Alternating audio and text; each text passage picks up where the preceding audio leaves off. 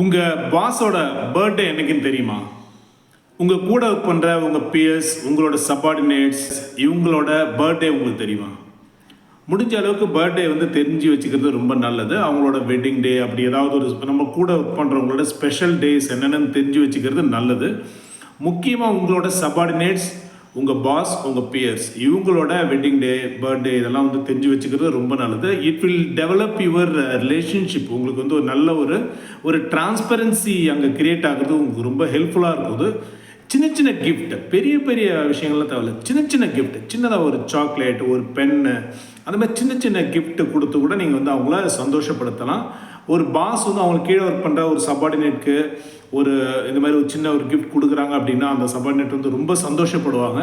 அதேமாரி உங்கள் பாஸ் கூட ரொம்ப சந்தோஷப்படுவார். நீங்கள் அவரோட பர்த்டேவை, வெட்டிங் டேவை ஞாபகம் வச்சுக்கிட்டு கரெக்டாக விஷ் பண்ணுறீங்க, முந்தின நாளோ இல்லை அன்னைக்கோ விஷ் பண்ணுறீங்க அப்படின்னா அது உங்களோட ரிலேஷன்ஷிப்பை கண்டிப்பாக ஸ்ட்ரெங்தன் பண்ணும். இந்த மாதிரி சின்ன சின்ன விஷயங்கள் மூலமாகவே நம்ம சுற்றி இருக்கக்கூடிய உறவுகளை நம்ம அழகாக்க முடியும்.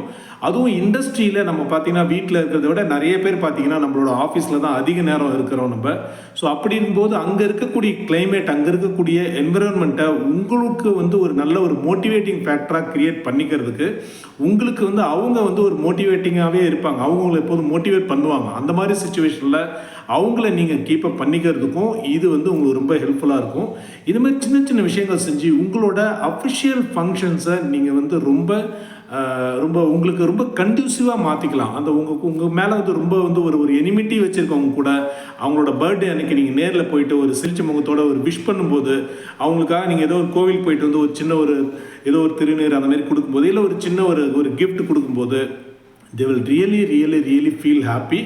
That will change your entire enmity. அது உங்களுக்கு ஒரு நல்ல ஒரு நெருக்கத்தை கிரியேட் பண்ணும்.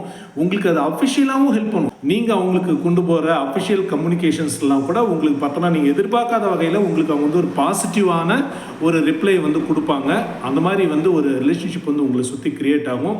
இப்படி தான் உங்களோட ஒர்க்கோட நீங்கள் ஜெல் ஆகிறதுக்கு, உங்கள் சுற்றி இருக்க பீப்புளோட நல்ல ஒரு ரிலேஷன்ஷிப் க்ரியேட் பண்ணிக்கிறதுக்கு, உங்களோட ஆஃபீஸில் உங்களுக்கு நல்ல ஒரு டெவலப்மெண்ட் உண்டாகிறதுக்கும் இது ரொம்ப ஹெல்ப்ஃபுல்லாக இருக்கும். இது நம்ம ஏன் பண்ணணும் அப்படின்னு நீங்கள் யோசிக்கலாம். பட் பண்ணுங்கள், நிறைய மாற்றங்களை நீங்கள் பர்சனலாகவே ஃபீல் பண்ணுவீங்க.